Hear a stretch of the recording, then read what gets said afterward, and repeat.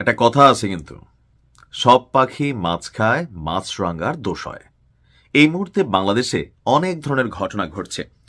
তো প্রতিটা ঘটনার পেছনে আওয়ামী লীগ সরকার আমলের মতন যখনই কোনো ঘটনা ঘটতো, একটু দাড়ি টুপি থাকলে জামাত, আর যদি দাড়ি টুপি না থাকতো এটা বিএনপি। অর্থাৎ এক কথায় বিএনপি জামাত, বিএনপি জামাত, বিএনপি জামাত, শুনতে শুনতে কানগুলো ঝালাপালা হয়ে গেছিল। তো এই সরকারের আমলেও যারাই বক্তব্য দিচ্ছেন, বাংলাদেশে যখনই কোনো ঘটনা ঘটছে তখনই আওয়ামী লীগ, যুবলীগ, ছাত্রলীগ কোথাও না কোথাও একটা ট্যাগ কিন্তু পড়ছে। এতে হয় কি, মূল অপরাধী যারা বিভিন্ন সময় তারা কিন্তু পার পেয়ে যায়, আবার হয়তোবা তারাও ঘটায়, কার কথা এখন বলার সুযোগ নেই।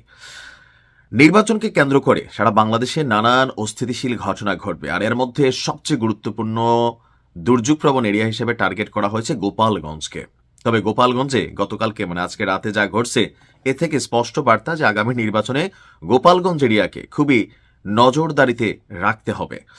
গোপালগঞ্জের আনসার ব্যাটালিয়ন অফিস কম্পাউন্ডে হঠাৎ করেই বিশাল ককটেল বিস্ফোরণ, প্রকৃতির মধ্যে ধুমধাম আওয়াজ, মানুষের মধ্যে ভয়ভীতি। আর এই আনসার কম্পাউন্ডে যারা ছিল দৌড়ে টোড়ে সবাই রুম থেকে বের হয়েছে যে কোথায় কি ঘটে গেল। গোপালগঞ্জ শহরের বেদগ্রাম এলাকা, এখানে আনসার ব্যাটালিয়ন অফিস কম্পাউন্ড নামক একটা এরিয়া আছে। সেই কম্পাউন্ডেই ককটেল বিস্ফোরণের ঘটনা ঘটেছে। এমনকি গত 5 দিনে, মাত্র 5 দিনে এই গোপালগঞ্জ জেলার 3টি স্থানে ককটেল বিস্ফোরণের ধারাবাহিক ঘটনা ঘটে যাচ্ছে। রাত 10টার দিকে কে বা কারা বেদগ্রাম আনসার ব্যাটালিয়ন সদর দপ্তরের ভেতরে ডাইনিং বিল্ডিং এবং মডেল বিল্ডিং এর মাঝখানে যে ফাঁকা জায়গা আছে, সেই ফাঁকা জায়গায় আপনার জর্দার কৌটায় কালো ট্যাপ পেঁচানো ককটেল নিক্ষেপ করে। ককটেল বিস্ফোরণে এলাকায় বিকট শব্দ হয়। দুর্বৃত্তরা ককটেল নিক্ষেপ করে দ্রুত সময়ের মধ্যে স্থান ত্যাগ করে চলে যায়। তো ক্ষয়ক্ষতি তেমন কিছু হয়নি, আইনশৃঙ্খলা পরিস্থিতি স্বাভাবিক আছে, গোয়েন্দা নজরদারি বাড়ানো হয়েছে। গোপালগঞ্জ বেদগ্রাম আনসার ব্যাটালিয়ন সদর দপ্তরের দায়িত্বপ্রাপ্ত কর্মকর্তা যিনি আছেন, তাসকিন, তিনি বলছেন ককটেল বিস্ফোরণের ঘটনায় তেমন বড় কোনো ক্ষয়ক্ষতি হয়নি। বিষয়টি আমরা খতিয়ে দেখব। 26 জানুয়ারি গোপালগঞ্জ বিশ্ববিদ্যালয়ের মেইন গেটে, 28 জানুয়ারি জেলা এবং দায়রা জজ আদালতের যিনি বিচারক আছেন তার বাসভবন কম্পাউন্ডে এই ককটেল বিস্ফোরণের ঘটনা ঘটে, আর সর্বশেষ এই আনসার কম্পাউন্ডে ঘটল। অর্থাৎ ধারাবাহিকভাবে গুরুত্বপূর্ণ স্থানগুলোকে চিহ্নিত করা হচ্ছে। এখন পেছনে কে?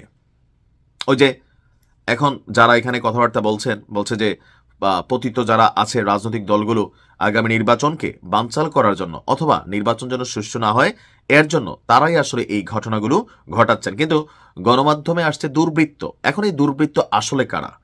তবে আমার মনে হয় যে আগামী নির্বাচনে আইনশৃঙ্খলা পরিস্থিতি এখনো সারা বাংলাদেশে খুব যে স্বাভাবিক তা না। নজরদারির অভাব আছে, পুলিশের মানবিক মনোবল ভেঙে গেছে। কারণ পুলিশ অনেক জায়গায় ভালো কাজ করতে গেলে আপনার বিপদে পড়ে মবের শিকার হয়। কখনো পুলিশকে আওয়ামী লীগের মানে দোসর শেখ হাসিনার পুলিশ, আবার কখনো স্বৈরাচার পুলিশ। আসলে পুলিশ যে কোথাও গিয়ে একটা ভূমিকা রাখবে, তো সেই ক্ষেত্রে তাদেরকে নানান কিছু মাথার মধ্যে রাখতে হয়। পরিস্থিতি নিজেদের বিপরীতে গেলেই পুলিশ টুলিশ বাঙালি চিনে না, সেনাবাহিনীও কিন্তু এখন চিনে না, যার কারণে পুলিশের যে নৈতিক মনোবল সেইটা ফিরে আসা জরুরি। এখন এটা আসলে আদৌ কতটুকু ফিরে আসবে, নির্বাচন মাত্র হাতের গোনা আর 10 থেকে 12 দিন। তো গোপালগঞ্জ জেলা সরকারের বিশেষ আপনার নজরদারিতে আছে, গোয়েন্দা নজরদারি থেকে শুরু করে সবকিছু এখানে বাড়ানো হবে। সরকারের পক্ষ থেকে বলা হয়েছে যেন অপ্রীতিকর কোনো ঘটনা না ঘটে এবং নির্বাচন সুষ্ঠু হয়।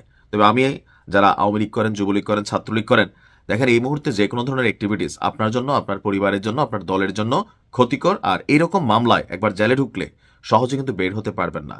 এমনকি যে কোনো জায়গায় মবের শিকার হয়ে মাইরেও ফেলতে পারে। সো যা করবেন, যদি এরকম কোনো খারাপ চিন্তা থাকে বুঝে শুনে করবেন। দায়ভার শুধুমাত্র আপনার। আপনার কিছু হলে আপনার পরিবারটা শেষ। ভালো থাকুন।